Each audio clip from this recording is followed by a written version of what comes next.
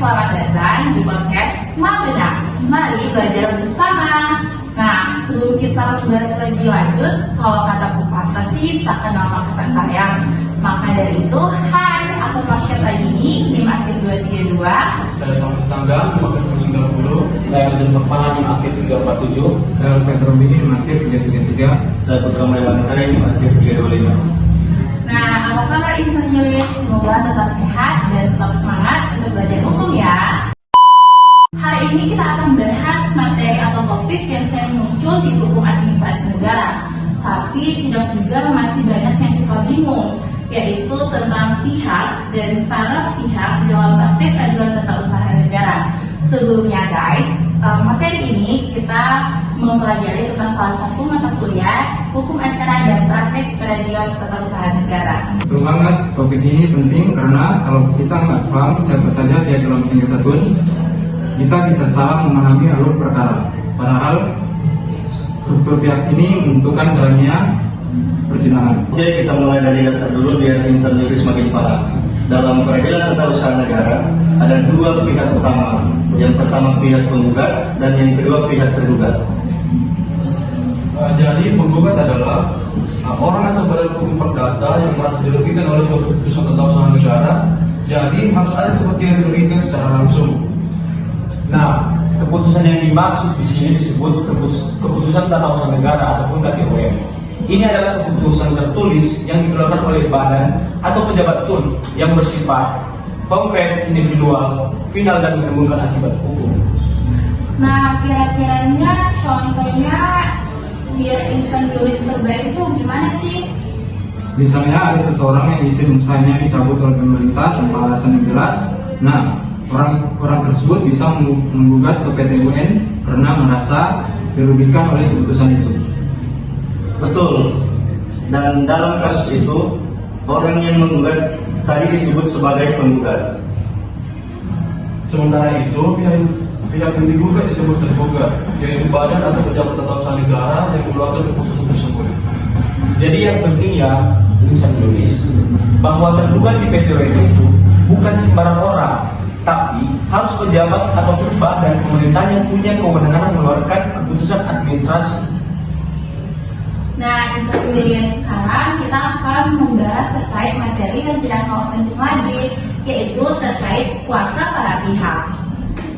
Dalam praktiknya, para pihak seringkali tidak hadir sendiri di persidangan, tapi diwakili oleh kuasa hukum.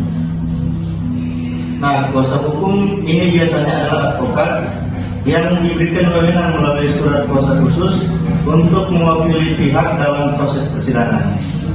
Tapi menariknya, di PT UN tidak hanya penggugat yang bisa dipakai kuasa hukum, tergugat juga bisa menunjukkan kuasanya. Nah, selanjutnya biasanya kuasa dari pihak tergugat ini berasal dari bagian hukum, instansi pemerintah atau jaksa pengacara, tergantung kasusnya. Berarti secara praktek kedua belah pihak ini bisa sama-sama diwakili dong ya?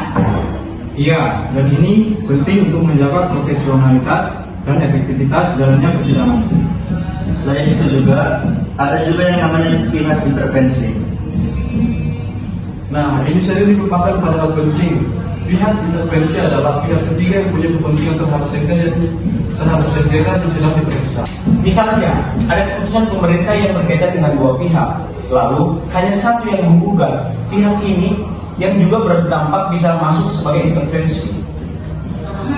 Dan mereka bisa memilih dong untuk mendukung siapa, entah itu penggugat atau tergugat. Betul sekali. Jadi posisi mereka bisa memperkuat salah satu pihak dalam sengketa. Kalau kita lihat dasar hukumnya, pengaturan tentang pihak dan kuasa para pihak ini terdapat dalam Undang-Undang Nomor 5 Tahun 1986 tentang Peradilan Tata Usaha Negara yang kemudian mengalami perubahan.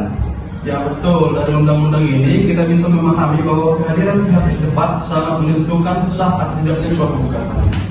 Kalau salah pihak, misalnya menggugat pejabat yang tidak menggunakan KTUM ataupun keputusan tata usaha negara, bisa-bisa gugatan yang dinyatakan tidak diterima ataupun ditolak oleh pengadilan.